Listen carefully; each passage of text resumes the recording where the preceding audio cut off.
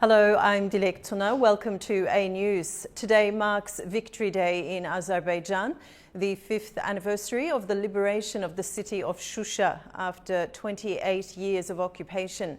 The battle for Shusha was the decisive moment in the 44-day conflict that reshaped the South Caucasus and led to the restoration of Azerbaijani control over its territories. As part of the commemoration, Baku hosts a military parade dedicated to the 5th anniversary since the end of the Second Karabakh War. And joining me now in the studio is Professor Orkan Valiev, Associate Professor. He's the Head of Department of Political Science and Philosophy at the Khazar University. Professor, thanks for joining us on the program. Pleasure. So it's a very exciting day today. There's excitement all across the city with huge crowds on the streets waiting for the parade, as we've been doing since early this morning. Various locations are crowded with people in Baku, families, children. We've seen some shots on the internet. Now, this will be the 5th parade. What do we typically expect to see during this parade, and what's the significance, Professor?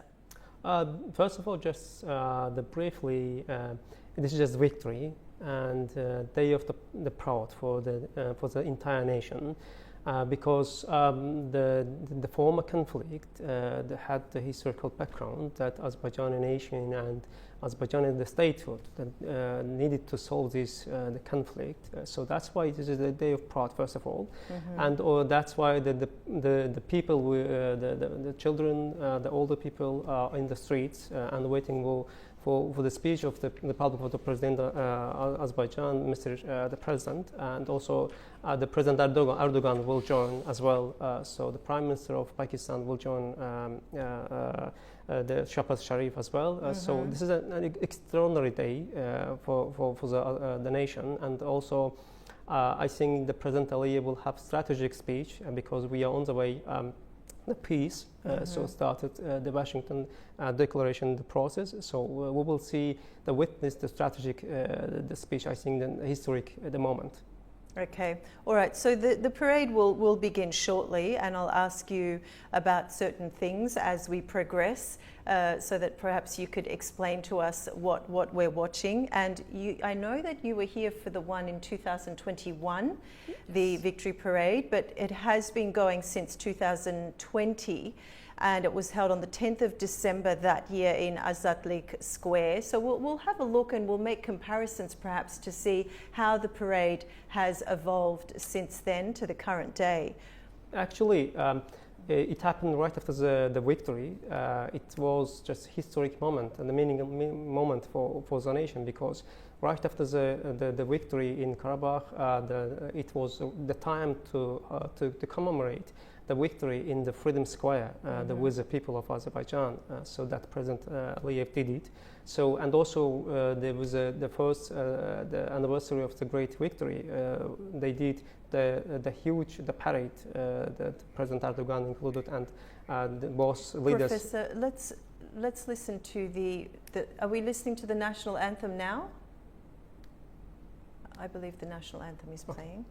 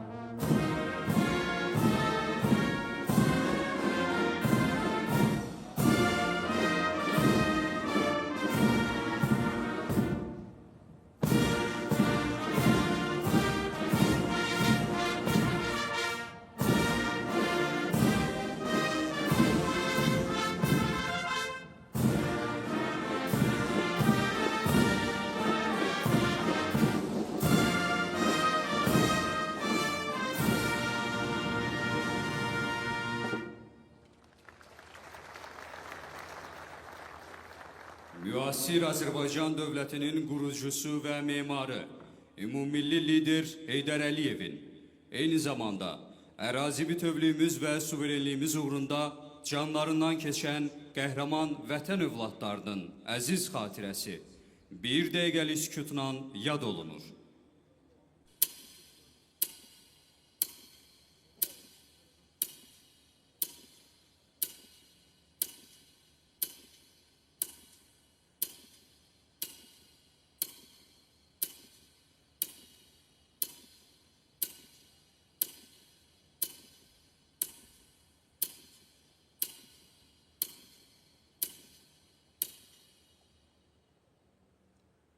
Allah rəhmət eləsin.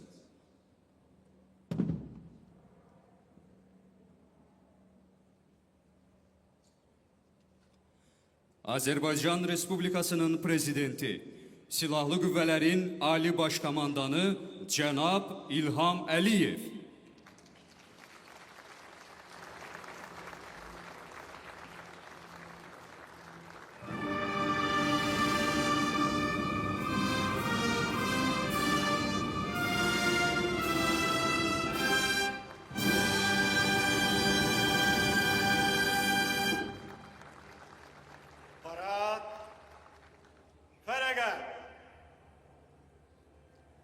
Salamlama vəziyyətini al. Diqqət, mərkəzə. Cənab Azərbaycan Respublikasının Prezidenti, Silahlı Qüvvələrin parad heyətləri vətən müharibəsində qələbənin 5-ci ilində həsr olmuş hərbi parada düzülüb. Müdafiə Naziri General Polkovnik Zakir Həsənov. Salam əskər.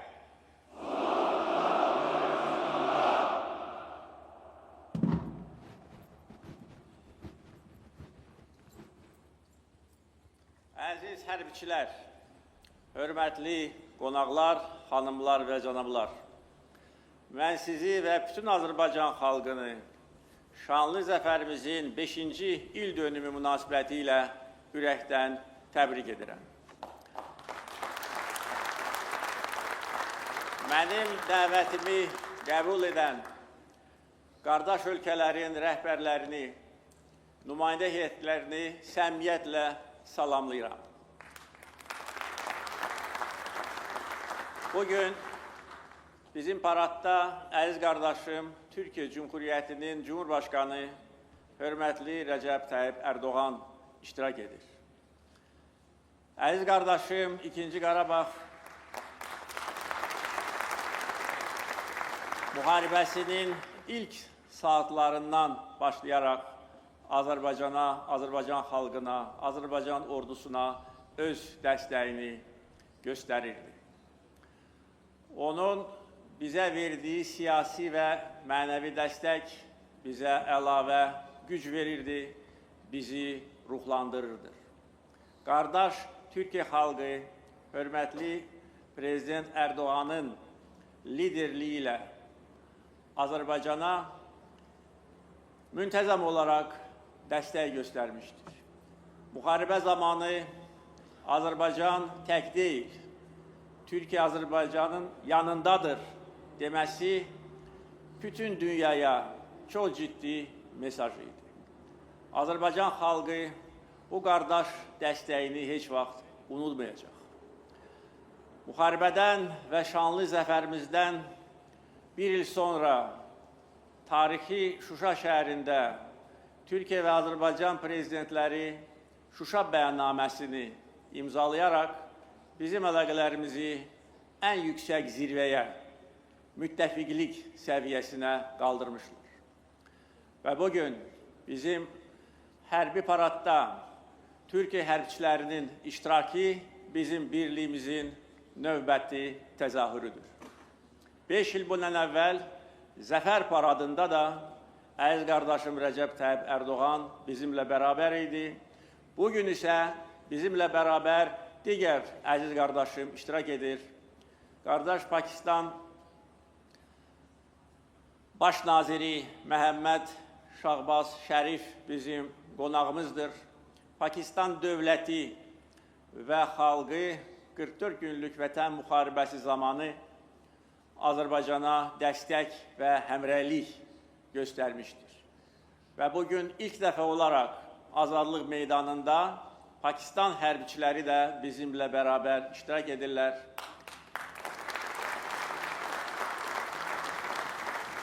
Və bu üç ölkənin, Azərbaycan, Türkiyə, Pakistan xalqlarının, ordularının birliyinin təzahürüdür. Dost ölkələrdən gəlmiş bütün qonaqları salamlayıram və onların bizimlə bərabər bugün olmaları bir daha bizim birliyimizi, həmrəyliyimizi, qarşılıqlı dəstəyi əyani şəkildə göstərir. 90-cı illərin əvvəllərində Ermənistan Azərbaycana apardığı işğalçılıq siyasəti nəticəsində torpaqlarımızın təxminən 20% işğal altına düşmüşdür. 1 milyon Azərbaycan vətəndaşı qaçqın köçkün vəziyyətinə salınmışdır. Xalqımıza qarşı hərbi cinayətlər törədilmişdir. Xocalı soyqırımı törədilmişdir. Etnik təmizləmə siyasəti aparılırdı. Bu bizim iradəmizi sındırmadı. Azərbaycan heç vaxt işğalla barışmaq fikrində deyildi. Biz sülh danışıqlarını apararkən eyni zamanda hər zaman bəyan edirdik ki, əgər bu danışıqlar nəticə verməsə, Azərbaycan istənilən yollarla, o cümlədən hərbi yolla öz tarixi əzəli torpaqlarını azad edəcək. Uzun müddət davam edən danışıqların nəticəsi sıfır olmuşdur.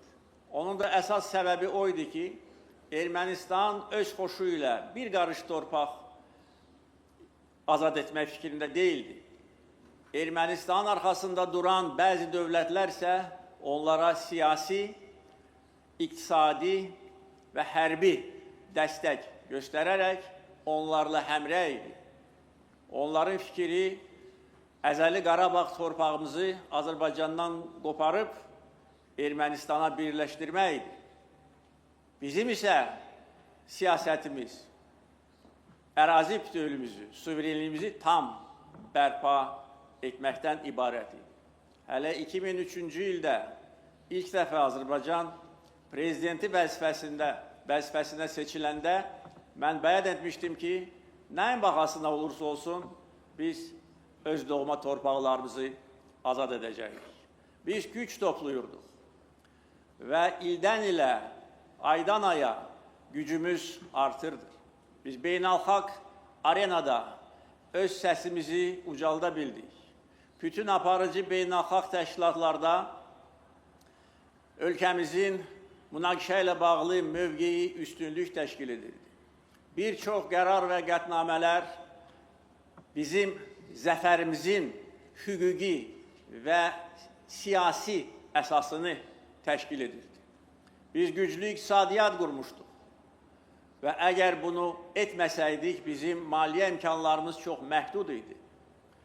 Biz iqtisadi müstəqillik qazanmışdıq və bugün Azərbaycan iqtisadi cəhətdən heç bir ölkədən asılı deyil. Bu bizə daha böyük siyasi güc verirdi. Biz müstəqil siyasət aparan ölkə idik və bu amillər, digər amillərlə bərabər bizi şanlı zəfərə yaxınlaşdırırdı. Azərbaycanda ictimai, siyasi sabitlik tam bərqərar olmuşdur. Vətəndaş həmrəyliyi, vətəndaş birliyi, xalq iqtidar birliyi əsas amillərdən biridir. Biz gənc nəsli vətənpərvərlik ruhuna, vətənə sevgi ruhunda tərbiyə eləmişik və bizim gənclərimiz 44 gün ərzində öz sinələrini qabağa verərək, güllə altına gedərək tarixi torpaqlarımızı işğalçılardan azad etdilər. Və vətənpərvərlik, mənəvi keyfiyyətlərimiz şanlı zəfərimizin əsas amillərdən biridir. Biz enerji və nəqliyyat layihələrini uğurla həyata keçirərək bir çox ölkələr üçün, böyük coğrafiya üçün əvəz olunmaz ölkəyə çevrildik. Və bütün bu amillərlə bərabər ordu quruculuğu hər zaman prioritet məsələ olaraq qalırdır. Biz güclü ordu, güclü silahlı qüvvələr yaratmışıq. Ordumuzun döyüş qabiliyyətini artırmışıq. Ordumuzu ən müasir silahlarla, texnika ilə təchiz etmişdik. Və bütün bu amillər və digər amillər bizim qələbəmizi, şanlı zəfərimizi şərtləndirmişdir. Ermənistan isə düzgün nəticə çıxara bilməmişdir və İkinci Qarabağ müharibəsi ərəfəsində daha da azğınlaşmışdır. Bizə qarşı yeni ərazi iddiaları ilə çıxış etməyə başlamışdır. Onlar bizi yeni müharibə ilə hədələyirlər. Hətta deyirlər ki, onlar yeni torpaqlar uğrunda yeni müharibə aparacaqlar və Azərbaycanı tam işğal edəcəklər. Deyirlər ki, onların tankları Bakı küçələrində olacaq. Deyirlər ki, onlar Bakıda çay içəcəklər. Əslində, onların bu arzuları həyata keçdi. Onları biz gerçəkləşdirdik. Onların tankları bugün hərbi qənimət parkında nümayiş etdirilir. Erməni hərbi cinayətkarları bugün Bakıda məhkəmə qarşısında cavab verirlər və istintaq təcridxanasında Azərbaycan çayını içirlər. 44 gün ərzində bizim şanlı silahlı qüvvələrimiz hər gün irəli gedirdi. Bir gün, bir addım geriyə atmamışdır. Böyük peşəkarlıq, rəşadət, qəhrəmanlıq və fədakarlıq göstərmişdir. Allah bütün şəhidlərimizə rəhmət eləsin. Biz bütün dünyaya güclü dövlət və müzəffər xalq kimi özümüzü göstərmişdik. Bunu döyüş meydanında sübut etmişdik. 44 gün ərzində döyüş meydanında 300-dən çox şəhər və kənd düşmənlərdən azad edildi. Biz düşməni qova-qova irəliyə gedirdik və hər azad edilmiş şəhər və kənd, orada qaldırılan Azərbaycan bayrağı bizim ordumuzu da, xalqımızı da daha da ruhlandırırdı. Və nəhayət, noyabrın 8-də alınmaz qala sayılan Şuşa şəhəri erməni işğalçılarından azad edilmişdir. Bizim şanlı zəfər yürüyüşümüz 27 sentyabrdan 8 noyabra qədər uğurla davam edirdi. Dağlardan, çaylardan, dərələrdən keçərək, sıldırım qayalara dırmaşaraq biz şanlı zəfərə doğru gedirdik. Və Şuşanın düz 5 il bundan əvvəl azad edilməsi Ermənistan ordusunun belini qırdı və ondan sonra onlar təslim oldular. Ondan bir gün sonra noyabrın 9-undan 10-una keçən gecə Ermənistan rəsmən təslim olaraq kapitulyasiya aktına imza atdı. Beləliklə, biz ərazi bütövlüyümüzü, tarixi ədaləti, beynəlxalq hüququ və milli ləyaqətimizi özümüz bərpa etdik. Bugün isə Qarabağ və Şərqi Zəngəzur dirçəlir. Bugün böyük qayıdış proqramı icra edilir. Məktəblər, xəstəxanalar, sənaye müəssisələri, elektrik stansiyaları, su anbarları, evlər tikilir. Artıq 60 mindən çox insan azad edilmiş torpaqlarda yaşayır, çalışır və təhsil alır. Bütün bu tarixi nailiyyətlərlə bağlı bir daha əziz xalqımı təbrik edirəm. Biz qürur hissi ilə bu 5 ili yaşamışıq və əminəm ki, bundan sonra Azərbaycan xalqı qəhrəman, müzəffər xalq kimi, Azərbaycan dövləti, qalib dövlət kimi əbədi yaşayacaqdır.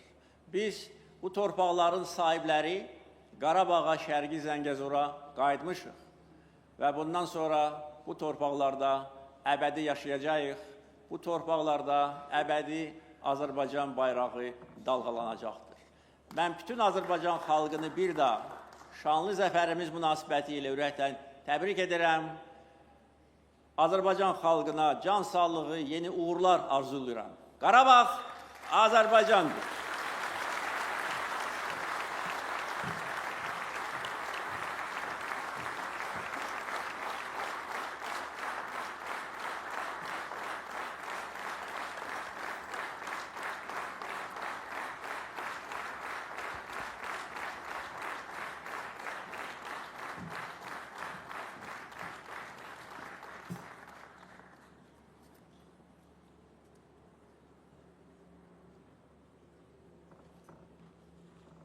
Türkiye Respublikası'nın prezidenti Cenab Recep Tayyip Erdoğan.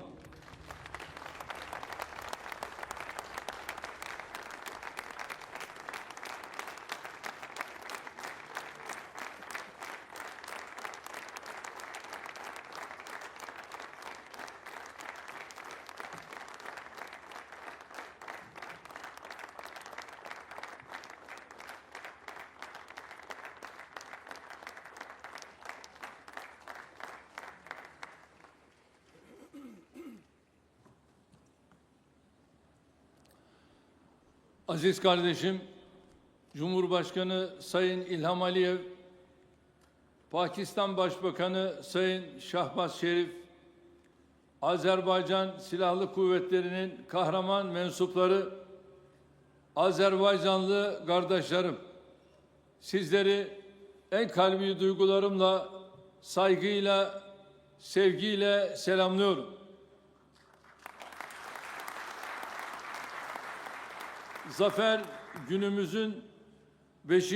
yıl dönümünde sizlerle beraber olmaktan büyük bir bahtiyarlık duyuyorum. İlham Aliyev kardeşim, nazik daveti için şükranlarımı sunuyorum. Sizlere Türkiye'deki kardeşlerinizin selamlarını getirdim. Sizlere 86 milyonun en samimi muhabbetlerini getirdim. Bu gurur günümüzde inanıyorum ki şu anda Türk Devletleri Teşkilatı'ndaki kardeşlerimiz de bizimle aynı coşkuyu yaşıyor. Zaferimiz kutlu olsun. Cenab-ı Allah Azerbaycan'ı ve Türk dünyasını nice zaferlere kavuştursun. Azerbaycan'ın sevincini paylaşan Pakistan Başbakanı Şahbaz kardeşim başta olmak üzere bugün aramızda olan dost ülkelerden tüm temsilcilere teşekkür ediyorum. Kardeşlerim, bugün hep beraber 30 yıllık işgali sonlandıran muhteşem ve muazzam bir zaferin 5. yıl dönümünü kutluyoruz. Vatan muharebesinde toprağa düşen tüm şehitlerimizi, Azerbaycan'ın yiğit evlatlarını bir kez daha rahmetle yad ediyorum. Rabbim şehitlerimizin ruhlarını şad, mekanlarını inşallah cennet eylesin. Azerbaycan edebiyatının sembol isimlerinden Mehmet Aras, Azerbaycan türkünün vatan aşkını şöyle anlatıyordu.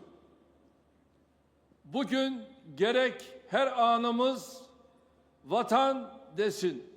Kılıcımız, kalkanımız vatan desin. Ölenlerin yerine kalanımız vatan desin. Vatan desin, kalbimizin her duygusu, her vurgusu vatan desin. Farkı yoktur. Harda olak, zamanımız, mekanımız vatan desin.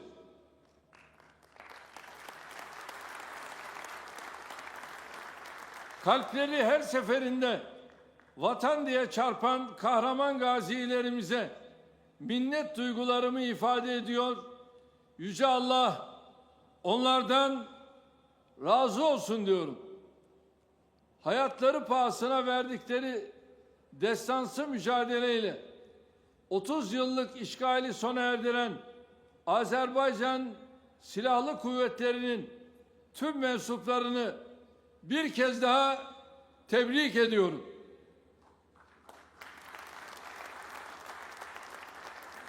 Aynı şekilde bu büyük zaferin mimarı ve lideri olan İlham Aliyev kardeşimi canı gönülden tebrik ediyor.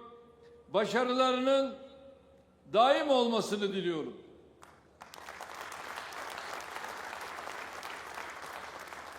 Bilmenizi isterim ki Karabağ'ın azatlığa kavuşması sadece Azerbaycan için değil, Türk dünyası için de büyük bir gurur vesilesidir.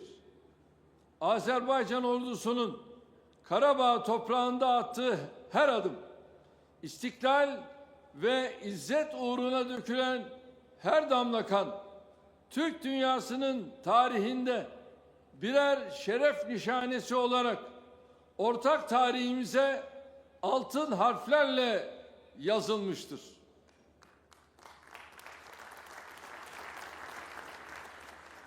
Bugün burada Azerbaycan askeri Türkiye'den gelen asker kardeşleriyle omuz omuza yan yanalar.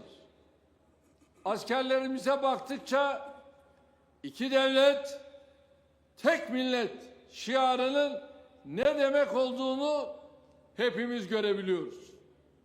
Şehitlerimizin birbirine karışan kanlarının üzerinde yükselen hürriyet sancağı Karabağ'ın dört bir yanında şanla, şerefle, gururla dalgalanıyor. Biliyorsunuz bundan 45 gün önce aslen Karabağlı olan büyük bir şairimizi rahmeti rahmana uğurladık. Merhum Yavuz Bülent Bakiler Karabağ'a olan hasretini şu mısralarla dile getirmişti. Toprağına bayraklarla girebilirim. Kara sevdalılar gibi hasretim Karabağ, uğruna ölebilirim. Bir gün biterse her şey Karabağ'ı görmeden istemem bandolar, büyük çelenkler. Allah'ım ruhuma biraz sükun ver. Üstüme okunmuş birkaç avuç mübarek Karabağ toprağından serpilse yeter. Yıllarca şairler Karabağ için işte böyle özlem dolu şiirler yazmıştı. İlham kardeşimin dirayetli liderliği altında Azerbaycan ordusu Karabağ'ı işgalden kurtararak gönüllerdeki 30 yıllık bu yangını da söndürdü. Allah'a hamdolsun bugün Laçin'den Şuşa'ya, Zengilan'dan Hankendin'e, Hocalı'dan Fuzuli'ye kadar Karabağ'ın her karışında huzur var, kalkınma var, barış, refah ve özgürlük var.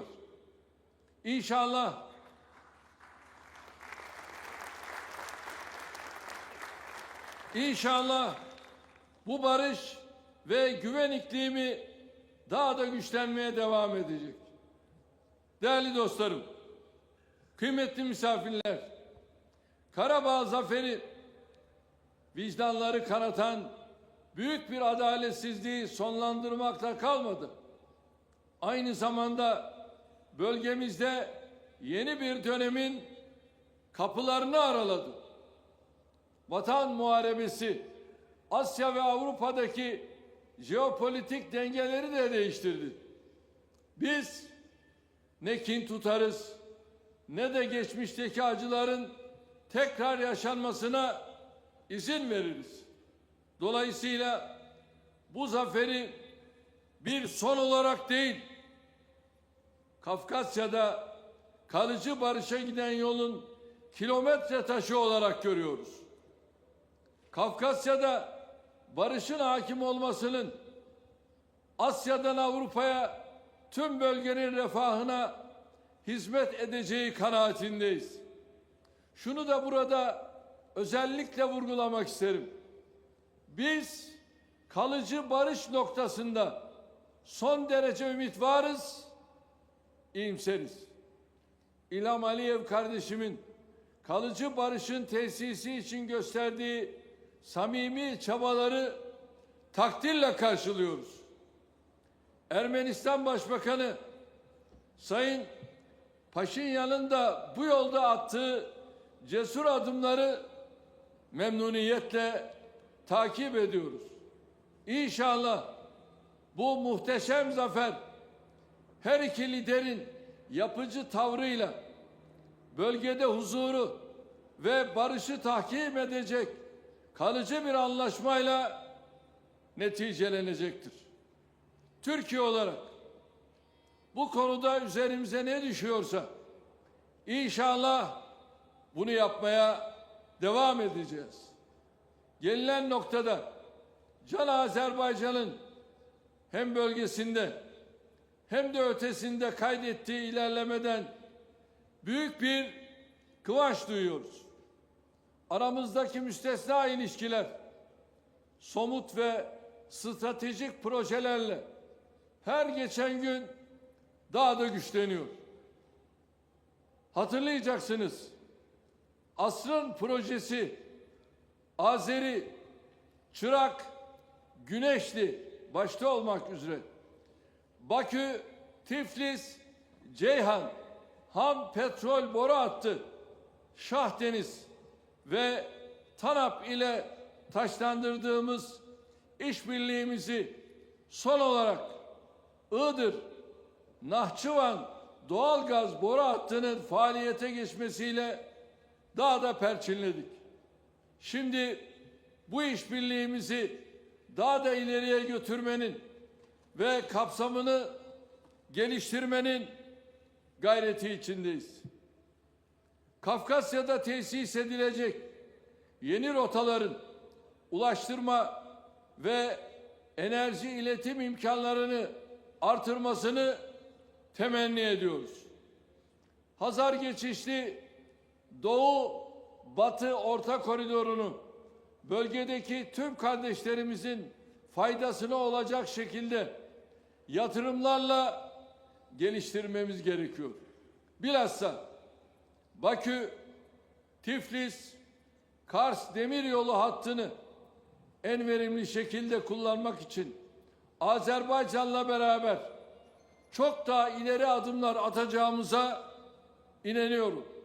Değerli kardeşlerim, Azerbaycan Karabağ başta olmak üzere bölgenin yeniden imar ve ihyası, halkın güvenli geri dönüşü ve yok edilen kültürel ve dini mirasın restorasyonu için büyük bir gayret sarf ediyor. Karabağ, İlham kardeşimle beraber Pakistan Başbakanı Şahbaz Şerif kardeşimin de bir kısmına iştirak ettiği ziyaretlerimiz oldu.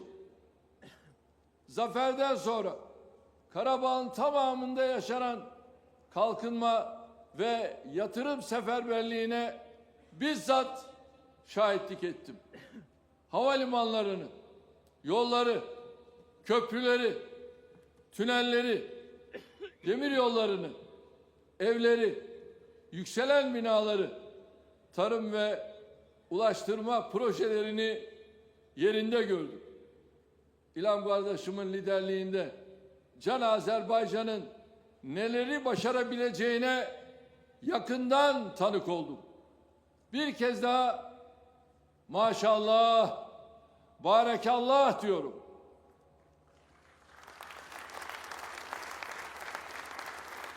Tabii bizim gördüklerimiz sadece bir başlangıç. İnşallah bunların devamı da gelecek. Muhteşem güzelliğiyle Karabağ tekrar bölgenin parlayan yıldızı olacak. Bu süreçte biz de Azerbaycan'a gereken her türlü desteği vereceğiz. Can Azerbaycan'la ikili işbirliğimizin yanı sıra Türk Devletleri Teşkilatı bünyesindeki birlik ve dayanışmamızı da sürdürüyoruz. Aile meclisimizin tüm fertlerinin en üst düzeyde katılımıyla Ekim ayında Gebele'de 12. zirvemizi gerçekleştirdik. Zirvede çağrısını yaptığım 15 Aralık Dünya Türk Dili Günü kararının da UNESCO bünyesinde hayata geçmesinden memnuniyet duyuyorum. Teşkilat dönem başkanlığı sırasında Azerbaycan'la dayanışmamız inşallah daha da ivme kazanacak. Şimdiden Can Azerbaycan'a çalışmalarında başarılar diliyorum. Azerbaycan'ın sarsılmaz desteğiyle Kuzey Kıbrıs Türk Cumhuriyeti'nin Türk dünyası içindeki konumunun güçlenmesini temenni ediyorum. Rabbim yar ve yardımcımız olsun diyorum. Bu düşüncelerle Vatan Muharebesi'nde al kanlarıyla toprağı sulayan aziz şehitlerimizi rahmetle yad ediyor, gazilerimize şükranlarımı sunuyorum. Aynı şekilde 1918 yılında Bakü'yü işgalden kurtaran Kafkas İslam ordusunun bütün şehitlerini bilhassa da Gazi Namdar Şehit-i Ala Enver Paşa'yı ve kardeşi Nuri Killigil Paşa'yı bir kez daha minnetle anıyorum. Bu vesileyle 9 Kasım Devlet Bayrak Gününüzü de yürekten kutluyorum. Hepinizi en kalbi duygularımla selamlıyorum. Sağ olun, var olun, Allah'a emanet olun.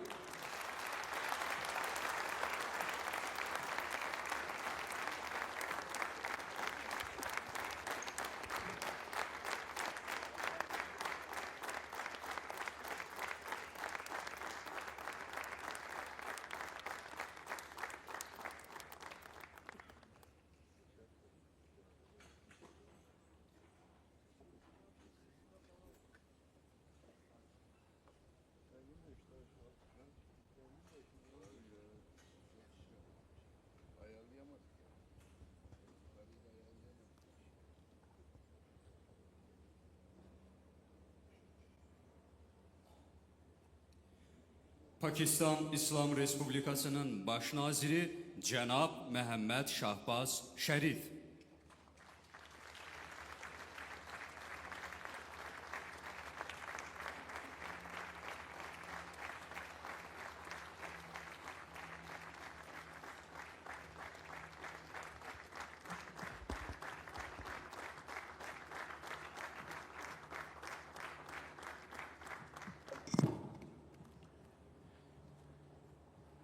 बिस्मिल्लाहिर्रहमानिर्रहीम कुल या इबादियल्लज़ीना असरफ़ू अला अनफुसिहिम ला तक़नतू मिनर रहमतिल्लाह इन्नल्लाह यग़फ़िरु ज़ुनूबन जमीआ सदक़ल्लाहु मौलाना अज़ीम. My dear brother, President Ilham Aliyev, my dear brother, President Recep Tayyip Erdogan, my dear brother Sheikh Hamdan Mohammed bin Rashid Al Maktoum, Crown Prince of Dubai, UAE, heroic personnel of the armed forces of Azerbaijan, my Azerbaijani brothers and sisters, esteemed dignitaries, ladies and gentlemen, Assalamu alaikum and a very good afternoon. I am grateful to my dear brother President Ilham Aliyev for his gracious invitation and the warm hospitality extended to me and my delegation on this joyous occasion.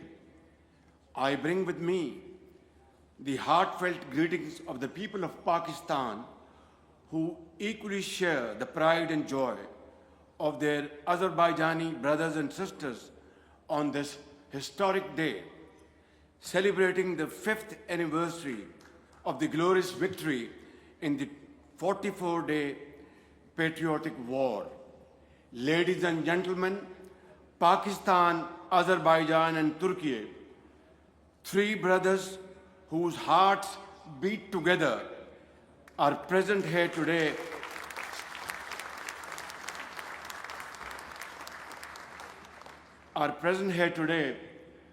along with our brothers from UAE, standing shoulder to shoulder, celebrating this momentous occasion. And what a proud and scintillating sight it is right here to witness our valiant armed forces marching beside their Azerbaijani and Turkish brothers as the skies come alive with the roar of the JF-17 Thunder jets, a resounding symbol of our enduring friendship, which has, alhamdulillah, grown from strength to strength over these years. Ladies and gentlemen, I am also reminded of the Azerbaijani and Turkish military contingents that proudly marched alongside the Pakistani armed forces in Islamabad amid tremendous applause on the 14th of August this year when we celebrated Marka-e-Haq to commemorate our historic victory in the 4-day war with India. I vividly recall memories of my own childhood.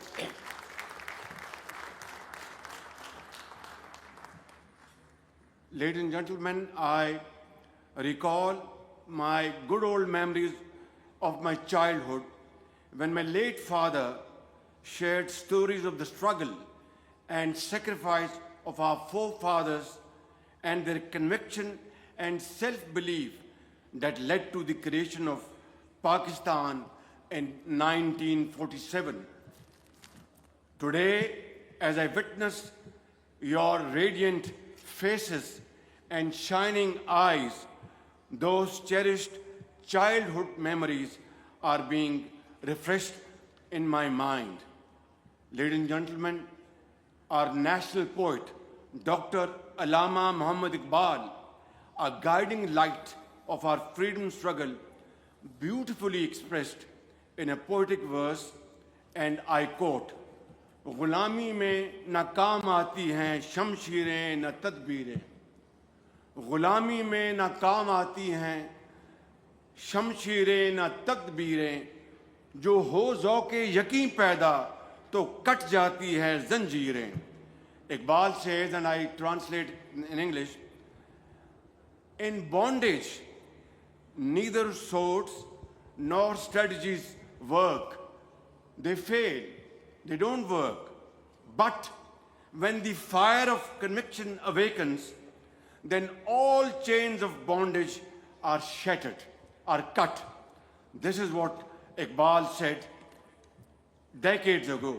And these timeless words remind us that freedom is not won by force alone, but it is unwavering belief and commitment that breathes life into such heroic struggles.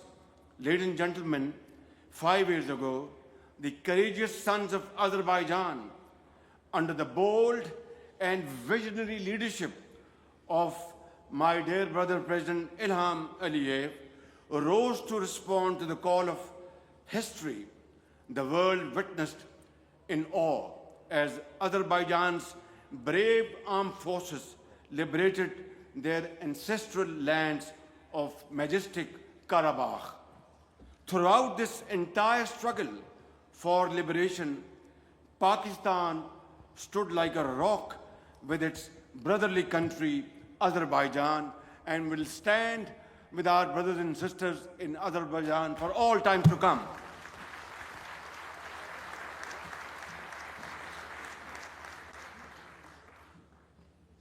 Honorable guests, Azerbaijan's victory in Karabakh was a glorious vindication of a just and a fair cause, a beacon of hope for all nations around the globe striving for sovereignty and self-determination, including the brave and resilient people of Gaza and Indian illegally occupied Jammu and Kashmir. This year, the entire world witnessed how the great people and resolute leadership of Azerbaijan and Turkey stood firmly with Pakistan during the four-day war with India in May this year. Under the dynamic and fearless command of Field Marshal Sayyid Asim Munir, who is present here to witness this wonderful ceremony, Pakistan's highly professional armed forces delivered a bloody nose to our enemy with a precise and highly effective military punch that stunned the enemy into shock and disbelief. Our ever vigilant Air Force Hawks, ably commanded by Air Chief Marshal Zahir Babar Sidhu, shot down 7 highly sophisticated enemy aircrafts with lightning speed in defense of the motherland. Indeed, Pakistan, like our Azerbaijani and Turkish brothers, seeks peace, but let there be no doubt at all that no one can ever be allowed to challenge our sovereignty or undermine our territorial integrity. Ladies and gentlemen, today as we celebrate the past, we also look to the future with great hopes and aspirations. It is heartening to see the return of displaced families to their homes in Karabakh. My dear brother, Mr. President, it is also a great testament to your personal strong commitment to the welfare and progress of the people of Azerbaijan. The astounding speed of reconstruction under your leadership, Mr. President, in Shusha, the jewel of Karabakh, Khan Kendi, Fuzuli, Lachin, and all across the liberated territories of Karabakh is absolutely phenomenal and beyond imagination.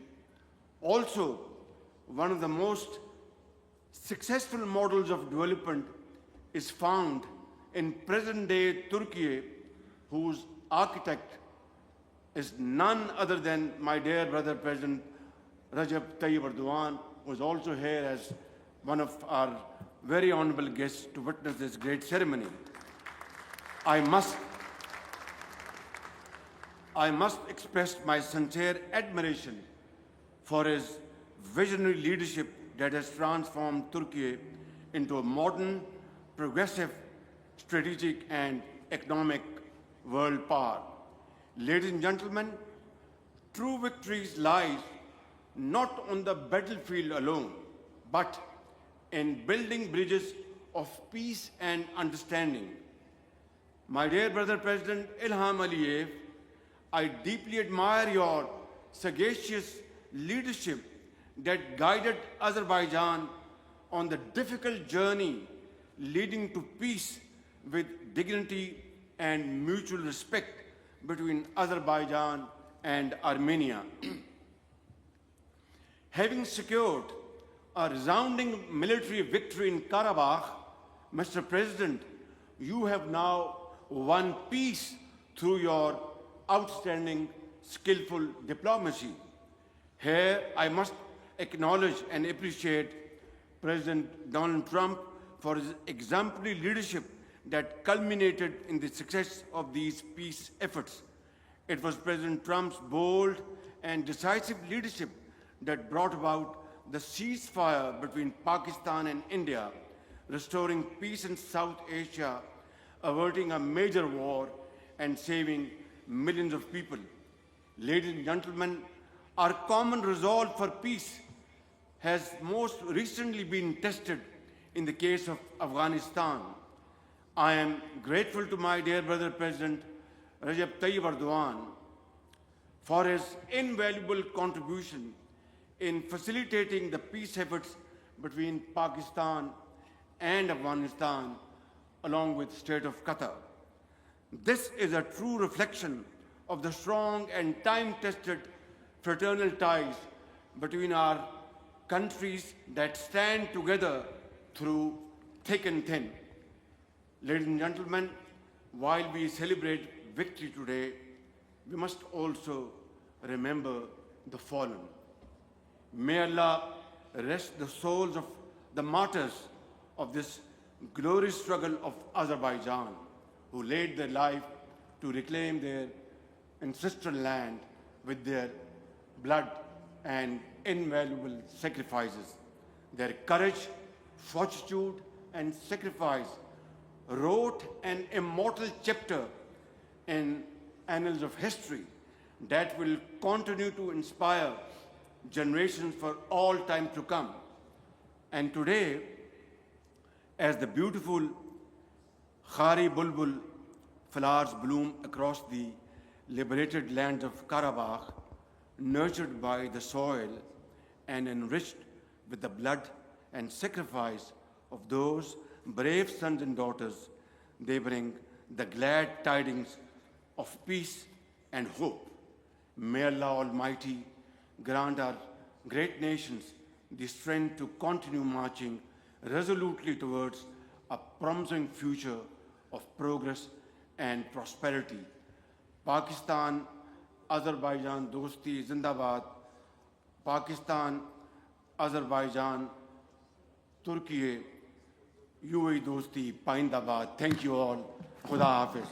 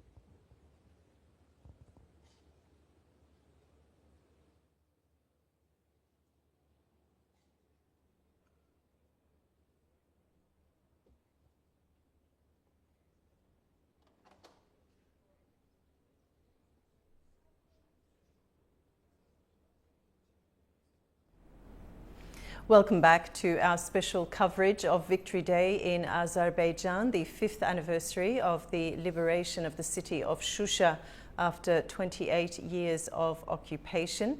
And joining me in the studio is our special guest, Associate Professor Orkan Valiev. He's the head of political science and philosophy at the University of Kazar. Professor, welcome once again. Pleasure. So we had to take a bit of a break there so we could go live, and there's a lot to unpack now. So first we listened to the three national anthems of firstly Azerbaijan, then Turkey and Pakistan, and it was followed by a minute of silence in memory of the great leader Haydar Aliyev and the heroes who fell for the territorial integrity of the homeland. That was recognized, and then it was followed by the speech of President Ilham Aliyev, followed by a speech by President Recep Tayyip Erdogan, and finally we heard from the Prime Minister of Pakistan, Shehbaz Sharif. So the President's speech, Ilham Aliyev's speech, was in Azerbaijani Turkish, as you and I both listened to. So let's have a look at his speech to begin with. Perhaps you could provide us some commentary there. Some of the main points that he made. Firstly, he placed emphasis on the help and aid extended by Turkey in the 44-day Karabakh War. He also spoke about Azerbaijan as an important player on the international stage as it stands, and he spoke about historical justice. And he also spoke about the strength and might of the Azerbaijani military. And of course, he signed off with his iconic Karabakh is Azerbaijan, fist up in the air. And you mentioned earlier how today was all about pride, national pride for Azerbaijan. And we certainly saw that in Ilham Aliyev's speech. So please, can you discuss for us in further detail what the president said? He started to emphasize that it's the glorious, the victory for the nation, for Azerbaijan. So, as you mentioned, first of all, he emphasized the importance of the Turkey's the support, specifically the political support that came from Ankara during the 44, the Patriotic Days War, which was quite enough the strategic important, because it was the critical times for Azerbaijan that Turkey stood with Azerbaijan. Sorry to cut you off. The parade has just begun, Professor. We can see that the military is in action now.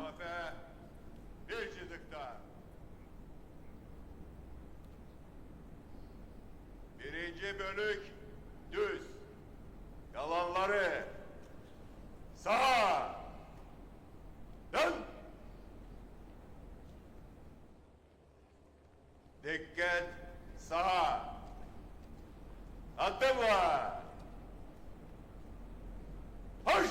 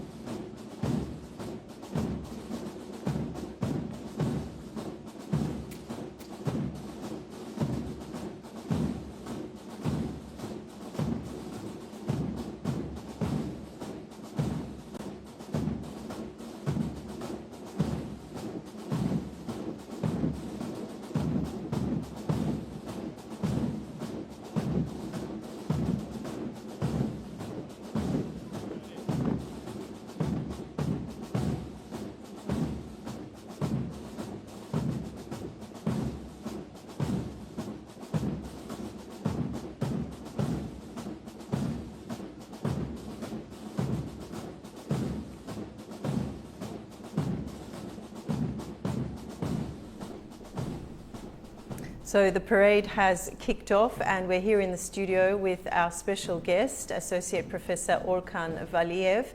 Now, before we went to the parade live, you were discussing President Ilham Aliyev's speech. So please continue, Professor. He started with emphasized Turkey's support, specifically the political the support came from Ankara, which was quite enough important and played key role on the victory in the war. And also he he explained the importance of the victory that contributed to the completion of the territorial integrity, which is quite enough the strategic point to be the sovereign over your territory, which is recognized by the international law, that it was a main gap for Azerbaijan and the problem for Azerbaijan nation, and also Azerbaijani politics, and also the President Aliyev as well. He mentioned that at the beginning, I promised to the nation that we will be in Karabakh and we will liberate our invaded territories. So, and also he mentioned that it was the first time that the Pakistani military members that joined the parade, in this parade, on the sideline of the 5th anniversary of the great victory. So, which is quite enough important, because the President Aliyev's statement reminds me President Erdogan's the opening statement at the TRT World Forum in this year. He mentioned that the nation states they won't be able to limit themselves within their territory because of the new challenge, new threats. So regional cooperation will be inevitable. So we can think the Pakistani and the Turkish leadership presence, attendance in this parade as a regional cooperation. As you know, the President Aliyev invited them the meeting, strategic the meeting in Karabakh recently, so which is quite important. That's why the President Aliyev emphasized that it was the first time that the Pakistani military forces joined us, and after that followed the Pakistani Prime Minister, continued his statement at the same. The feeling, they shared the same feelings. So, and also him emphasized that yes, during the former conflict, the Azerbaijani the civilians they witnessed the genocide in Khojaly and many other the things which were against international law, and also.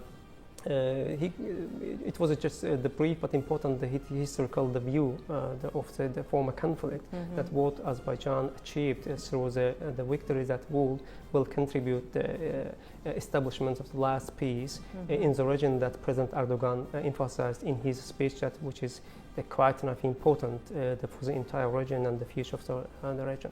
Okay, and let's talk about Shusha, Professor. Why did its liberation carry such deep emotional and strategic weight for Azerbaijan? The Karabakh had the 3 strategic points. The first Shusha, then Lachen, and then Khankendi. So Shusha must be the first one, because just simply from the ordinary Azerbaijani's perspective, the Shusha is considered as the cultural capital of Azerbaijan. So the President Aliyev knew that the victory would be considered as incomplete without Shusha.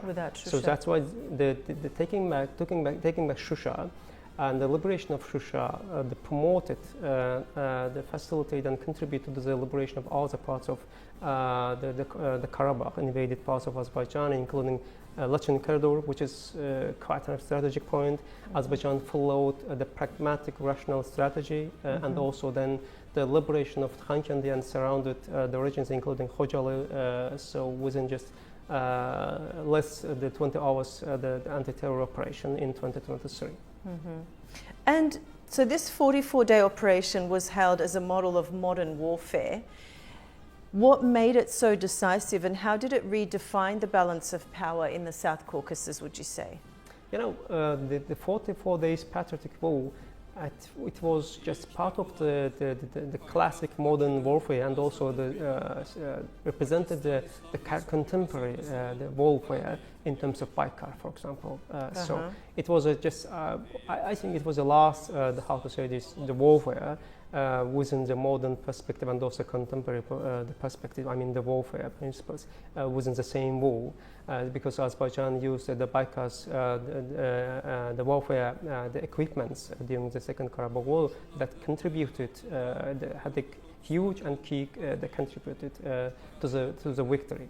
So that's why it was just the new types of the warfare in terms of the military history that in the future maybe the experts and scholars will examine it. Okay. And for Azerbaijan, the war's outcome restored territorial integrity and for Armenia it was a national trauma. So how do these parallel narratives still shape relations today? Yep, it was a national trauma for Armenia, for ordinary Armenians, but because of Azerbaijan's the strategic and rational the strategy that followed right after the Second Karabakh War, it made it easy. For example, the foreign minister of Azerbaijan released the 5 principles that guided all negotiations, including the Abu Dhabi meetings and including the Washington Declaration that they signed in Washington in this August.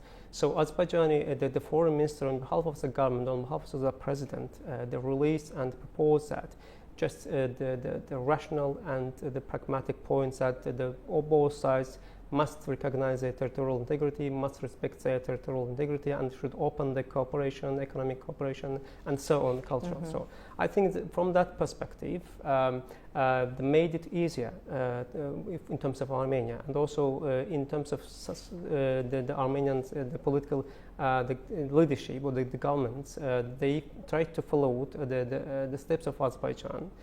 So that's why they took the both leaders to the Washington Declaration that maybe you will ask later. Mm-hmm. So which is quite important. But I think when I was in Turkey, the comeback on my way to Baku right after the TRT mm-hmm. World Forum, I saw just announce of the flight from Istanbul to Yerevan. So I think this is what that Azerbaijan and Turkey did for Armenia. Just open the door, and that you can cooperate, you can integrate to Azerbaijan's and Turkey's economy that will be decisive for the future of your nation, Armenian nation, which is blockade. So I think just the trauma for Armenian nation was the economic, the blockade because of the invasion. Mm-hmm. So I think they have been solved this the first phase, first step, and now we are on the way a new one. So that because the Washington Declaration, Washington meeting was quite positive. That we saw that the Prime Minister, the Pashinyan, in an interview with the American TV, that he gave the positive remarks that we will need just implementation. Okay, I certainly want to come back to that. Yeah. But staying on the legacy of the 44-day war, what lessons did both militaries and political leaders draw from the conflict? I mean, we can talk about tactically, diplomatically, and psychologically. Yeah, the President Aliyev repeatedly mentioned the importance of the military. Mm-hmm. The construction of the strong the military in terms of of course the equipment as well.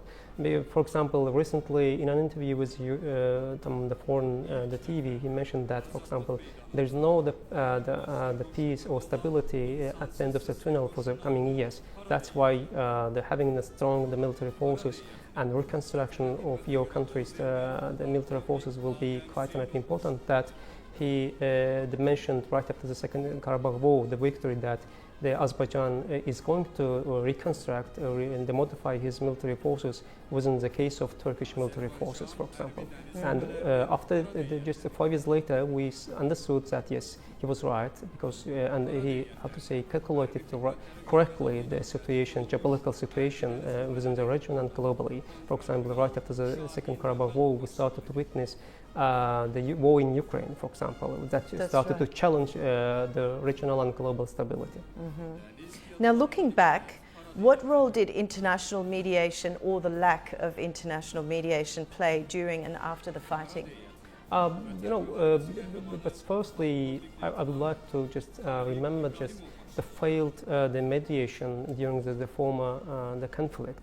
That failed because Azerbaijan had the consistency, the strategy over the negotiation within the mediation, but failed. But right after the Second Karabakh the war, Azerbaijan proposed that Azerbaijan is not looking for any platform in terms of dependency or not, just looking for a contribution. It doesn't matter, Moscow, Brussels, and Washington, and Ankara. So that's why the Azerbaijani and Armenian leaders were in Washington, not just for any kind of dependence, just contribution that President Aliyev mentioned at the summit.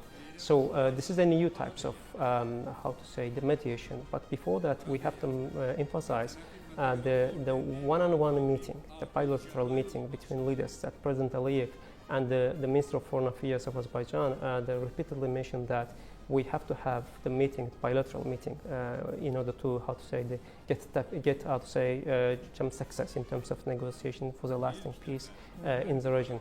I think the Abu Dhabi meeting was quite enough strategic that this is how to say new types of the mediation process, because Azerbaijan is strong and get victory and liberated these territories. So the positions are different in comparison with before. I mean, the former the Karabakh conflict. So that's why the mediation is just as President Aliyev and also, of course, the Prime Minister, the Pashinyan mentioned, was successful, was succeeded in within the Washington. It is a new. Now we enter the new to the, how to say, last step towards the peace. The next and last Yes, phase. yes. Okay, before we get on to the peace process and the road ahead, let's talk about meaning and memory. You mentioned earlier, you said this was a day of national pride for Azerbaijanis. Now, for ordinary Azerbaijanis, Victory Day is not just about borders, it's about dignity and return, actually. So how has the commemoration evolved in meaning over these past 5 years? Let me remember the President Aliyev's speech at the opening ceremony of Karabakh University in Khankende. Because from my perspective, it is not just to say the liberation of Shusha just 28 years later. He mentioned that there was an artificial treaty agreement in the 19th century that started the colonial time in Azerbaijan that also cut off dignity that you mentioned. The Azerbaijani nation were looking for that. So that's why the liberation of Shusha and the victory in Karabakh brought dignity and equality for the ordinary Azerbaijan, which is quite enough important, which is just to feel proud. For example, that's why, therefore, the ordinary Azerbaijani citizens, old and young, it doesn't matter, are in the streets as 2020, the victorious parade, as President Aliyev mentioned in his speech, and also as during the first anniversary of the victory, where President Aliyev and President Erdogan delivered a historic speech. So this is just important for the memory, because Azerbaijani nation lost the memory in Karabakh, cut off. So that's why the victory was strategic, important, because, and also Azerbaijan got the exception situation within the UN, where there was just few the member states that they got the independence through the historic the victories, like Turkey, for example. And I've heard from just ordinary Azerbaijanis, I've heard sentences like, it's not just pride, it's also a sense of relief. We feel like a weight has been lifted off. Yeah, of course, because it is because Azerbaijani, the nation, the ordinary people started to experience to live in victory and peacetime, because we are under peacetime. But first, we started to experience living in victory time, victory as a victorious nation, for example, which is quite enough important, because over the last 3 decades. We were under the occupation time, invasion, so that's roughly 20% of Azerbaijan was invaded, and also the ordinary Azerbaijans witnessed the Khojaly genocide, for example, which was quite enough the important that we need to remain dramatic, of course, because hundreds of the civilians, including the children, kids, they were killed, murdered. So that's why the ordinary the Azerbaijanis, the feelings are different, like us. And what about the younger generation? How's the victory influenced national identity and public sentiment there, who grew up hearing about occupation? Just simply, the feeling, just full national identity and national pride. Just first of all, start if you can visit all your territory, which is the part of your country. First, start from here. For example, for young generation, they won't have hesitation that, oh, okay, I want to be able to visit Shusha, Lachen, Khankendi, Jabrail, and so on, that invaded through the victory. So this is the main and simple, clear, but important point that affected, how to say, to the mind of the young generation, which is, how to say, who they will strengthen the national identity of the Azerbaijani nation. So this is quite enough important, because the historiography will be different.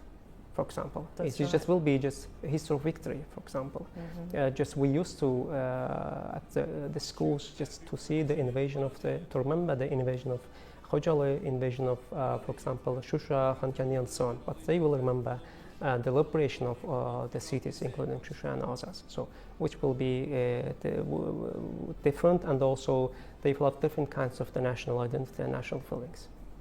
Absolutely. Now, how has Armenia's own process of reckoning moved toward acceptance and reform? Or are we seeing lingering denial and resentment? Of course, there was the revanchist, the irredentist, the groups in Armenia that they wanted aimed the revanchist actions against Azerbaijan even right after the Second Karabakh War. But fortunately, the Prime Minister Pashinyan tried to follow the steps of Azerbaijan. I have to emphasize this, because Azerbaijan was a victorious the nation, which is quite important, and Azerbaijan's the strategy would be the decisive. That's why I tried to remember the 5 principles came from the foreign affairs of Azerbaijan.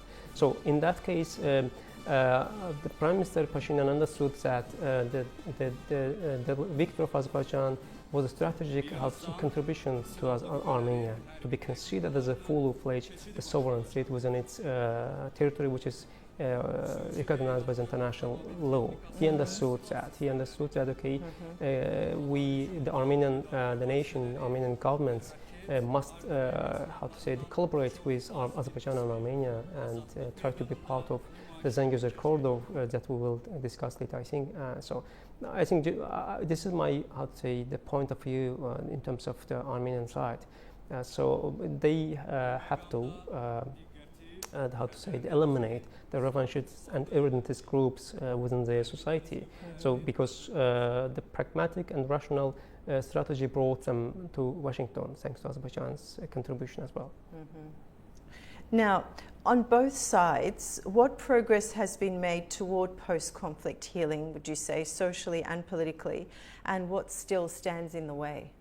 We have some certain steps, 2 steps.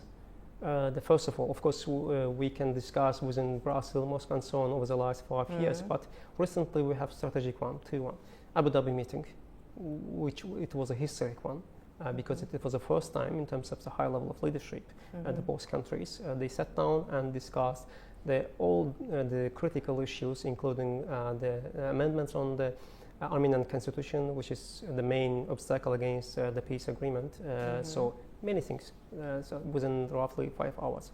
And then the bilateral meeting in Abu Dhabi brought them to Washington, the summit, where they signed and the Washington Declaration, which is the last step towards the final, the peace agreement. So this is, I think, just the main, the strategic, the points. Okay. All right, so let's move on to the peace process now and the road ahead. The Washington brokered peace deal and recent diplomatic overtures have been described as the start of a new chapter. So how durable is this peace architecture? Yeah, President Aliyev and also the Prime Minister Pashinyan mentioned it's the important, the Washington Declaration, and also President Trump's the contribution as well. So this is the strategic point, because this is not just only contribution of the signing of the peace agreement. In terms of the Washington Declaration. This also, we have another outcome, the Zangezur corridor, right? The Trump's corridor, we can say, implementation of Zangezur corridor. because the President Aliyev mentioned that thanks to the implementation of the Zangezur corridor, the region will be just the transit. Armenia will get the benefit as well. The Prime Minister Pashinyan, in an interview with the American TV, just mentioned that in the importance of the transition that they will get just simply income, for example. So that's why the Washington Declaration has two the points. The first, of course, the signing of declaration, of course, and also the joint agreement in terms of the Zangezur, the corridor that President Aliyev mentioned that maybe we will see the implementation of Zangezur corridor in 2028. And how have gestures like this is a recent development that we know of, the opening of transit routes for Armenian goods or discussions on border delimitation changed the tone of engagement?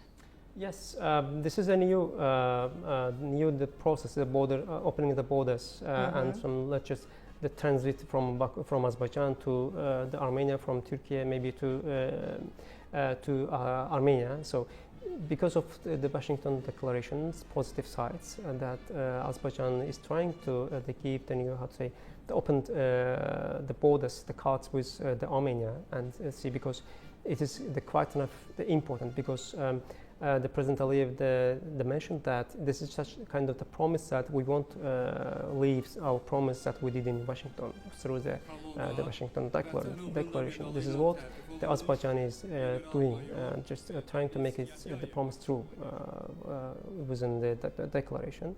So, which will be part of this the process, and also will contribute to the signing of the lasting peace in the region that will be decisive. Not just within Azerbaijan and Armenia, entire the region, and also maybe we can extend within the Turkic world, because through the connectivity and the new the roads that maybe in the future will include the fiber optic lines and so on from the east to the west, where will include the Central Asia, Turkic world, and Turkey as well. Yeah. Now, are the two countries gradually normalizing through cooperation, through pragmatic cooperation, or are deeper political rifts still simmering beneath the surface? What do you think? Yeah, let me remind you, just Azerbaijan, the experts and the delegation was in Yerevan recently. I think that's why I tried to mention the Azerbaijan's the strategy's importance, because Azerbaijan is the victory side. So Azerbaijan tried to engage with Armenia in order to contribute to the peace process. So that's why Azerbaijan delegation was in Yerevan to communicate with Azerbaijani counterparts to discuss the further issues and dictate any kinds of issues. This is the part of this the process, and also the historic the moments. It was right after the war within the 5th anniversary of the victory, because it's time, specifically, as I mentioned before, we have strategic points. Abu Dhabi meeting, we need to repeat again, and also Washington Declaration, because we have the bilateral meetings where they discuss all the kinds of issues, disputed issues, and also we have some signed the declaration that the President Aliyev mentioned, that this is the promise, the signed promise, that both of us won't leave our promise. And what about the Azerbaijani public, the psyche of the Azerbaijani public with these diplomatic developments? Do you think that is also on the mend in the psyche? Is the trust becoming more and more restored, do you think? Yes, of course. From the ordinary Azerbaijan's perspective, we lost many of us during the First Karabakh War and also Second Karabakh War, and also we had, for example, Khojaly genocide. But as our leaders mentioned repeatedly, that it is time to complete this the conflict.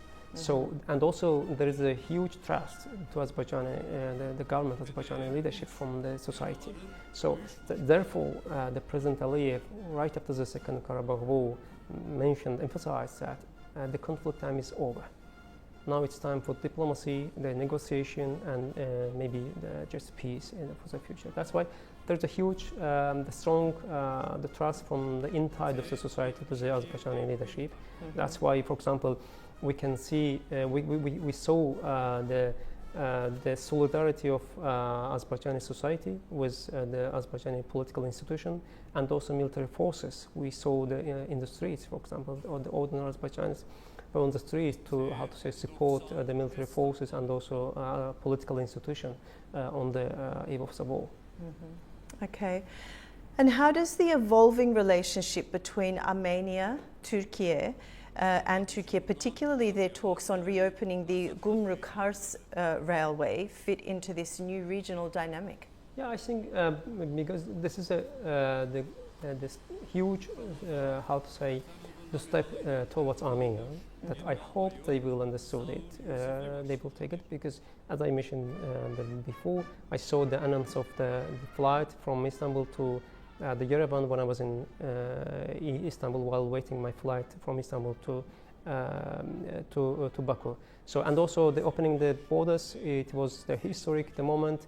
It will have to foster economic growth in Armenia, which is the main, how to say, the dramatic, the point within Armenia, because the economic, the problem, the decreased, the demography and so on, and the many other the issues. Therefore, the opening the borders will, how to say, contribute, the enhance the establishment of the cooperation amongst three nations, three societies, because economic the cooperation will be decisive. Otherwise, the signing of any kind of the texts will be meaningless, because economic cooperation must be on the table, must be practiced. That Baku and Ankara have been trying to implement this policy. Okay. And finally, what does Victory Day 2025 tell us about the region's trajectory, Professor? Is the South Caucasus entering a new age of connectivity and coexistence, or are we still just at the beginning of reconciliation? Yeah, of course, it is just a new the phase for the South Caucasus. For example, just simply, Azerbaijan is got its in the sovereignty, territorial integrity, which is quite important. That will facilitate to act strongly, independently. So, and also, for example, we have the new, how to say, the presences in the South Caucasus. For example, Russia is just for example, Russia won't be able, for example, dominate alone in the South Caucasus. For example, Turkey is here as the member of the Turkic world, or I mean the Organization of Turkic State, and also the NATO member. So through the implementation of Zangezur corridor, for example, we have the partnership with the United States. So we have the Pakistan and the Pakistani support. For example, the President Aliyev emphasized it is just the historic importance, that, and also emphasized that it was the first time that, for example, Pakistani military forces that joined the parade. I think this is the quite enough examples that shown that yes, the South Caucasus entered the new phase where the nations of the South Caucasus will be able to break their dependency that came from the colonial time. So this is, I think, just not for Azerbaijan and Armenia, also the Georgia, because the Azerbaijan's the contribution to the peace, they will facilitate establishing the peaceful environment in the region, because as President Aliyev mentioned on an interview with the foreign TV, there is no how to say the light at the end of the tunnel within the conflicts, especially in Ukraine and Russia. So because it's becoming endless, unfortunately, the conflict. So that's why the keeping secure and peaceful environment in the South Caucasus much more important. That has been done by the victory of Karabakh, and also the peace process that they achieved in Washington. And Professor, so the festival, the parade rather, the military parade is ongoing, as we bring to our viewers on the screen. I remember you telling me you attended the 2021 Baku parade. What did you view on that day, and how do you think it's evolved and what we can see today? Yeah, of course. It was the first, how to say, the victories, the parade, that the feelings, the war was different, of course. But this time has been evolved, of course. For example, we have seen that the Azerbaijan bought the military missiles from China, for example. So it means that the arsenal has been extended. So this is, how to say, the parallel to the President Aliyev's statements regarding that there is no light at the end of the tunnel in terms of the regional and global conflict. So it is strategically important to reconstruct and strengthen the military forces. So we have seen the issue in terms of that. The Azerbaijan started to, how to say, to get the equipments from China, military equipments. So it means that yes, this is what, how to say, regarding the President Erdogan's the opening statements at the TRT World Forum, that the states will need to extend their regional cooperation within OTS, for example, and also strengthen the military the forces that President Aliyev mentioned at the Gabala, the summit of OTS, for example. He mentioned that we did repeatedly with the Turkish military forces, and we need to extend within the member states in 2026. Okay, Professor, thank you so much for joining us today. Pleasure. We appreciate your time and we appreciate your insight on this very special occasion. And now let's continue to have a look at the parade. And we do have some of our friends on site from the newsroom. Have we got someone that we're connecting to now?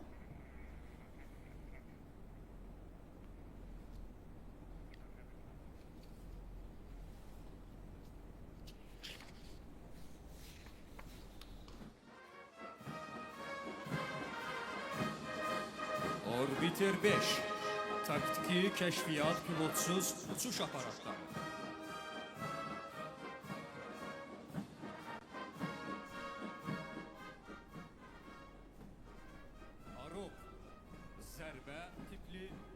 So today marks Victory Day in Azerbaijan, commemorating the country's triumph in the Second Karabakh War of 2020. The day honours those who fought and fell in battle to restore Azerbaijan's territorial integrity, a victory that reshaped the region's history. 5 years on, the nation reflects on its journey from war and sacrifice to peace, reconstruction and lasting stability.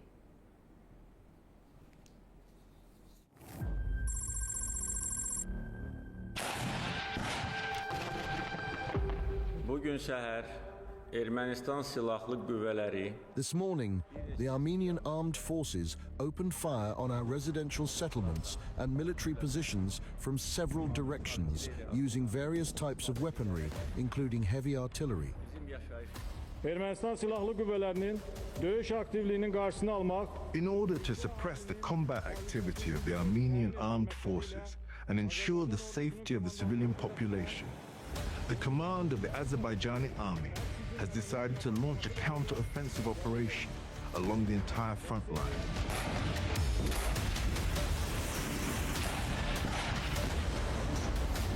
The 27th of September 2020 began with large-scale shelling along the line of contact.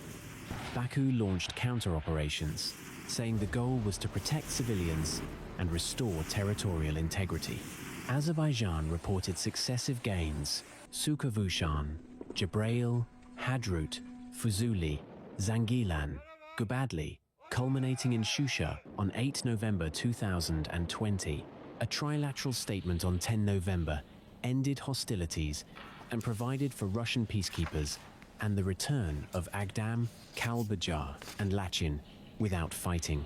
By the war's end, 2,908 Azerbaijani servicemen were confirmed killed, 6 listed missing, 93 civilians died, and 454 were injured in missile and artillery strikes that hit multiple cities. According to its investigative committee, Armenia's casualty figures from the 44-day war include nearly 3,937 servicemen and 44 civilians killed, while around 191 people remain missing. Officials say approximately 11,000 were wounded. In April 2023, Azerbaijan established a checkpoint at the Lachin Bridge, formally asserting control over the route. Baku later conducted what it called a one-day anti-terror operation in September 2023, taking full control of Karabakh. Azerbaijani authorities point to large-scale rebuilding of roads, airports, villages, alongside phased return of displaced families. In 2024, Baku also announced plans to begin resettlement in Kankendi. A practical breakthrough came in April-May 2024, when Armenia agreed and then implemented the handover of 4 uninhabited border villages to Azerbaijan under delimitation talks. Azerbaijani border guards took control on 24 May 2024.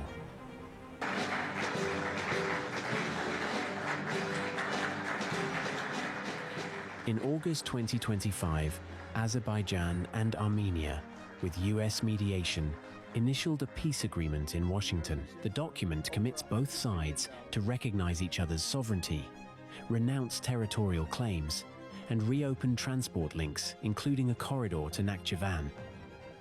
The country of Armenia and Azerbaijan are committing to stop all fighting forever, open up commerce, travel, and diplomatic relations, and respect each other's sovereignty and territorial integrity.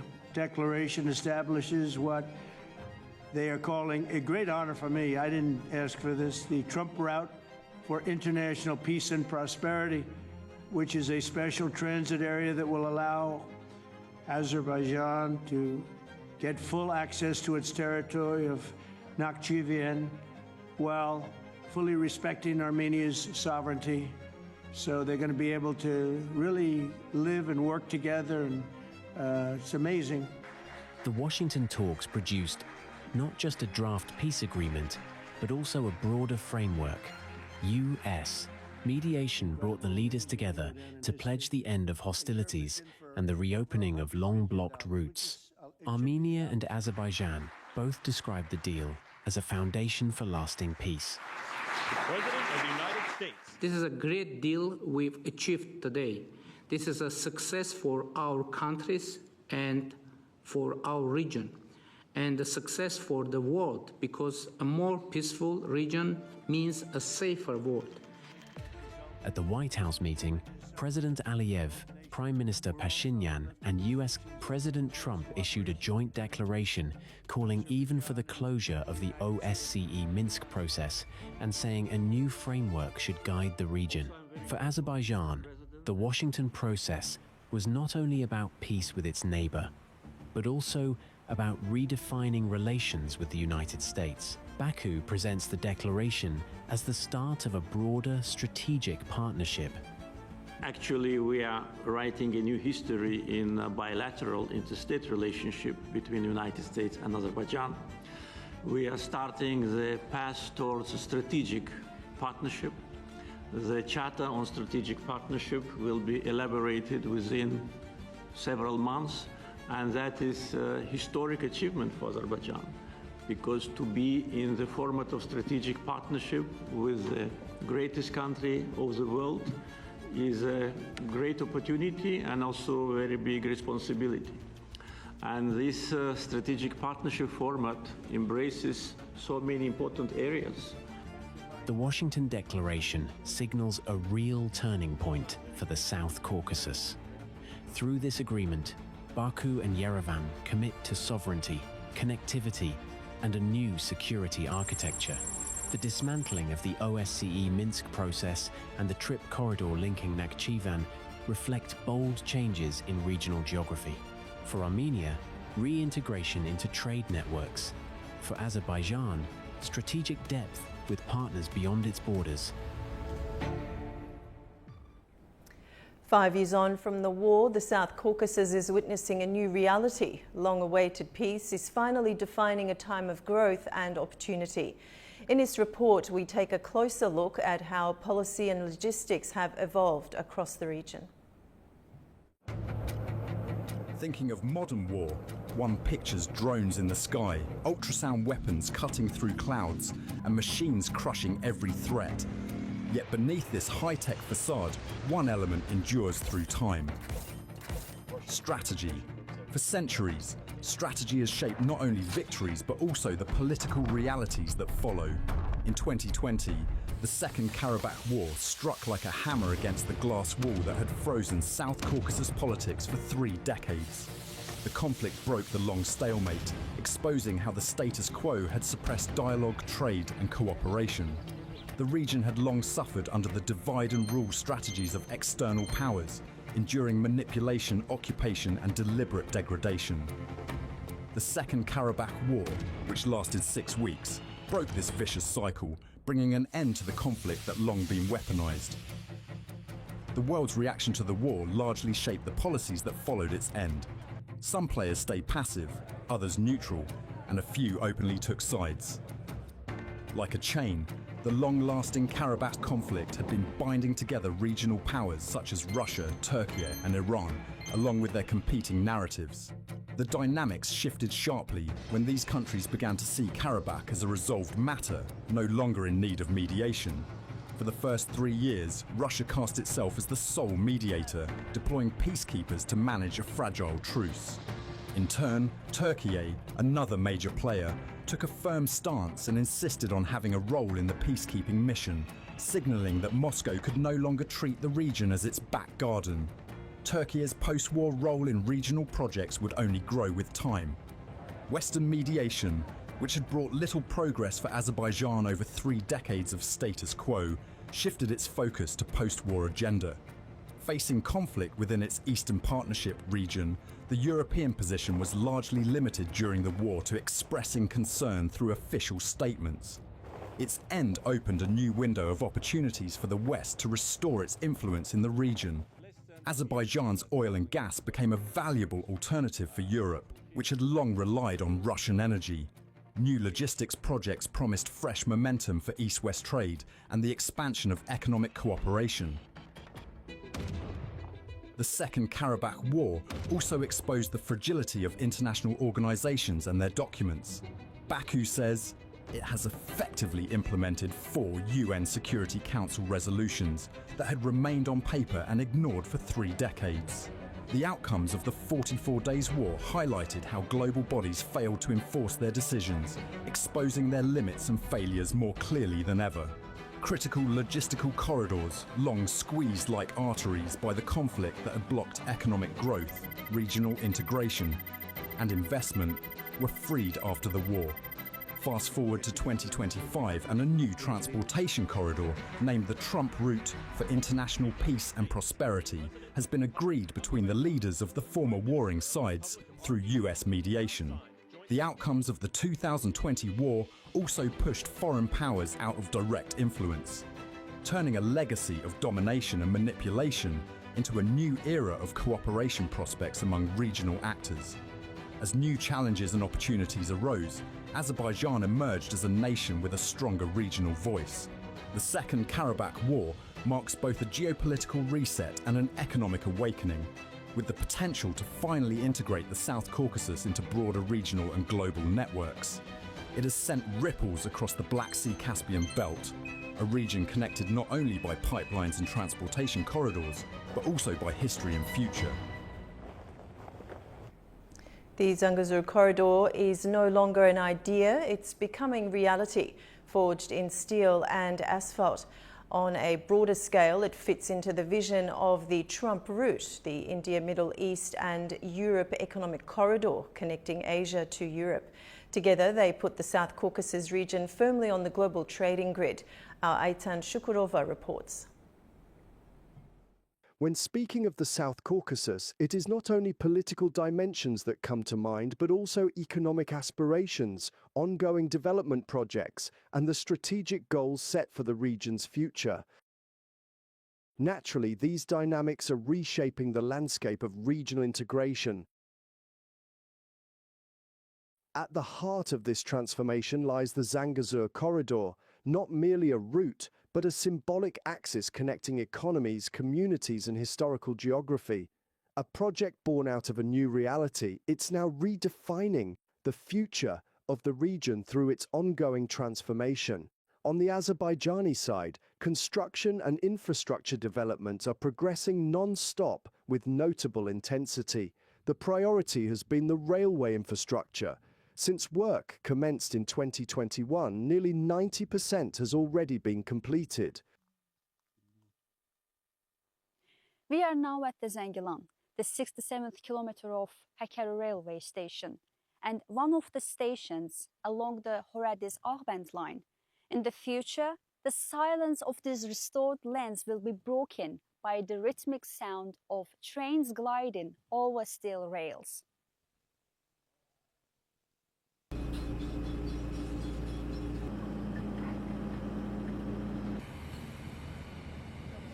Horadiz-Ağband dəmiryolu xəttinin ox üzrə uzunluğu 110,4 kilometr. The Horadiz-Ağband railway line is 110.4 kilometers long, and with sidings included, it reaches 140.6 kilometers. The project involves the construction of 9 stations, 40 bridges, 22 road crossings, 4 tunnels, 3 galleries, and nearly 600 engineering structures in total. The construction work is divided into 3 phases. The first phase covers the section between Horadiz, Yukarı Marjanli, Shukurbayli, and Sultanli residential areas. Most of the work under this phase has been completed, and freight transportation to the Araz industrial zone has already begun. The second phase is also nearing completion. As for the third phase, earthworks and engineering structures, including the construction of 3 tunnels and 2 galleries, are progressing rapidly. 71% of the tunnel works have already been completed. The Horadiz-Ağband railway project can also be regarded as a landmark achievement. This route is home to the longest railway tunnels ever constructed in Azerbaijan, all built using closed construction techniques. These tunnels will traverse the country's mountainous terrain and significantly enhance the efficiency and operational capacity of the railway line. Being of strategic importance, the 123-kilometer-long Horadiz-Zangilan-Jabrail highway, one of the projects that will bring new contributions to the region, is already 95% complete. Among the most complex components of the project are now largely completed and represent a key section of the Zangezur corridor. These structures are set to play a pivotal role in establishing new economic, transport and communication links across the region.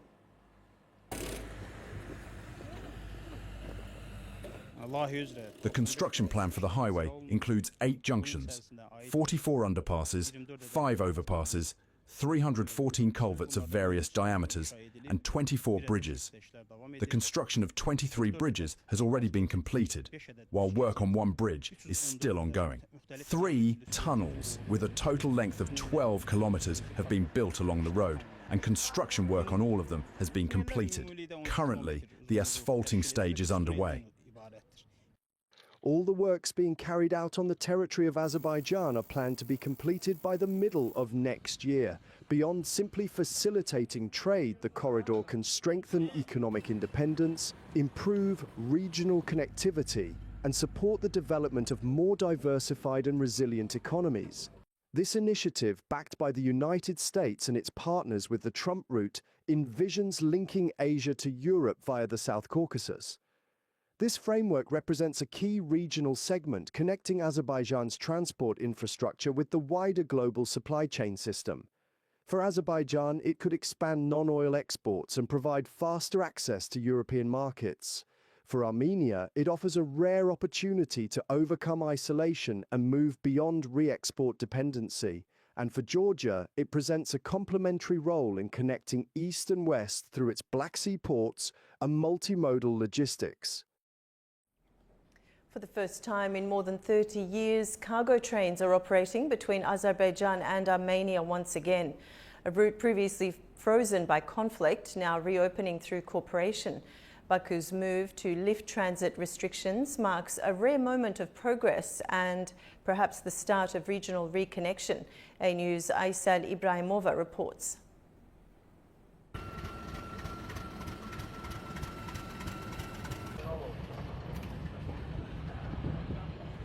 As Azerbaijan lifts restrictions on freight transit with Armenia, a new road is emerging that strengthens regional connectivity. Today, one of the first trains to Armenia passes through this railway via Azerbaijan.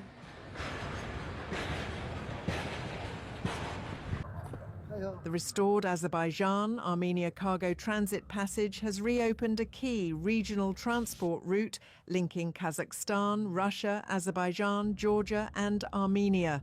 The move marks a significant milestone after 35 years of closure between the two countries. President Ilham Aliyev made the announcement removing this restriction during his state visit to Kazakhstan last month. I must also note that Azerbaijan has lifted all restrictions on cargo transit to Armenia that had been in place since the occupation. The first such transit shipment was a delivery of Kazakh grain to Armenia. I believe this is a clear indicator that peace between Azerbaijan and Armenia is no longer only on paper, but also in practice. On Thursday, a train carrying Kazakh wheat to Armenia passed through Azerbaijan via Baku, marking the second batch of grain transported along this route. Yesterday, a train carrying nearly 1,000 tons of grain in 15 wagons arrived at the Yalama station in Azerbaijan from Kazakhstan. 15 of those wagons have already reached the Bilachari station. The train will continue its route along the Bilachari-Hachigbul line. From there, the cargo will be transported through Georgia and into Armenia.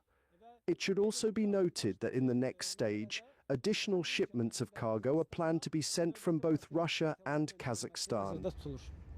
The batch, which transited through Azerbaijan a day earlier, has already arrived in the country. Armenia's Minister of Economy described the development as a historic milestone for the nation.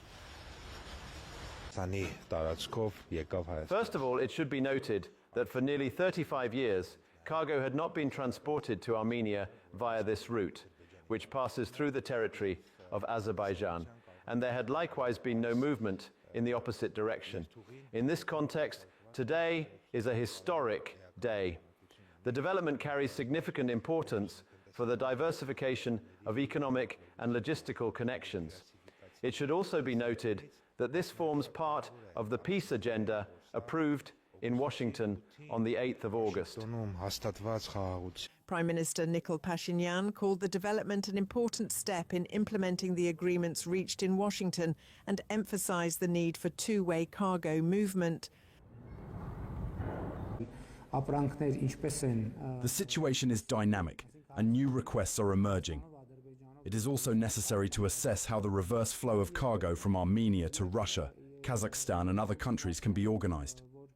I am confident that, over time, the nature and progress of the situation will become clear to the public.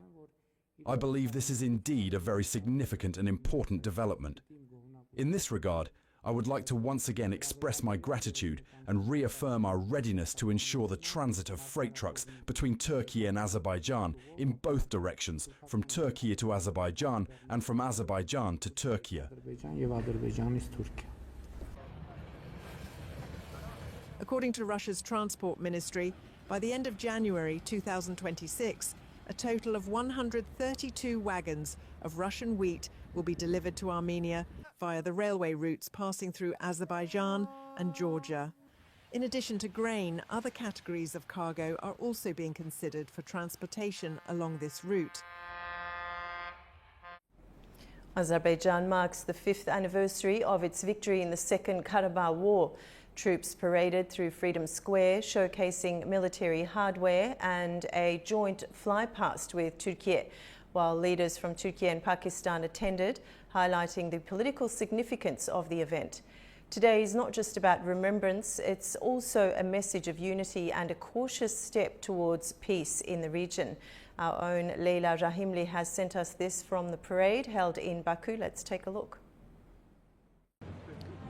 This morning, Baku woke up to a different kind of energy. You can sense it all around Freedom Square.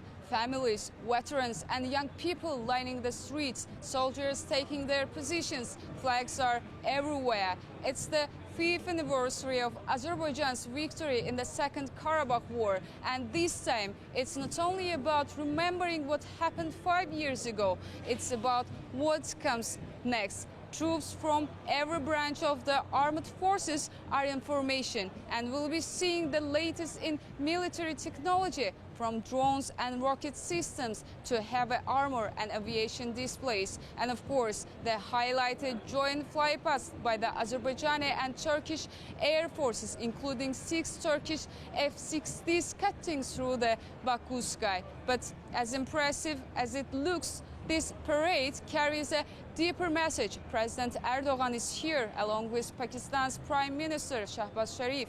Their presence reminds everyone that this isn't just a military celebration, it's a political moment too, one that reflects the region's new reality. In his speech, President İlham Aliyev congratulated the nations on the 5th anniversary of what he called our glorious victory and paid special tribute to Turkey and Pakistan for their solidarity during the war. He highlighted the participation of Pakistani servicemen in today's parade for the first time, calling it a symbol of unity among the 3 nations, Azerbaijan, Turkey and Pakistan. Because this year, the world, everyone keeps coming back to is peace. Back in August, in Washington, President İlham Aliyev and Prime Minister Nikol Pashinyan met under U.S. mediation with President Donald Trump attending as a witness. That meeting was seen as both symbolic and strategic, opening what many described as a cautious, structured step toward a possible peace agreement. For the first time, both sides agreed on practical measures, reopening transport roads, restoring communication lines, and working toward a more connected South Caucasus. And maybe that's what makes today different. And so that's what we've been seeing here in Baku, a city celebrating victory, but also thinking about the future. That's all from me for now. Stay tuned to A News for the latest updates and live moments from Freedom Square. Thank you for watching, and stay tuned to A News for more updates from around the world.